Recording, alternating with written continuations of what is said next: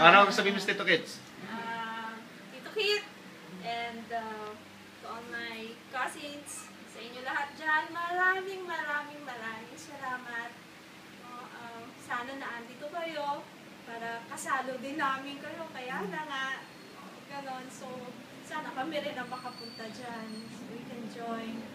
And ang gusto ko lang sabihin sa iyo, Tito Kit, mag-ingat ka lagi dyan. No? Manchichik, sabihin mo. Stay fit and healthy. Wag ka daw mga chichiks. Magagalit ang Tita Belen. Tapos, nag-iisa ka na lang na uncle ko dyan. Ako yata maiiyak ka na ko si tatay. Nag-iisa ka na lang na uncle ko dyan. Basta gusto ko lang sana, live longer. Saka, yung ka malulukot.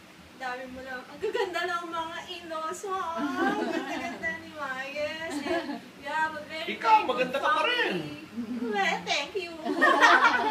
Pwede, nag-slim down na ako kasi tumaba din ako. Taba-taba ako dati eh. Si Mel ang hindi ko nakikita. Well, na-appreciate ko yung Facebook talaga kasi after a long time, yun na lang ulit tayo nagkita-kita, di ba? Right. For so many years. Si Oji, huli kong makita yun talaga. Ang liit pa na. Umakit pa tayo ng 14 years old. Umakit pa tayo ng dalig at nagbabike pa tayo sa Antorcha. Antorcha, correct.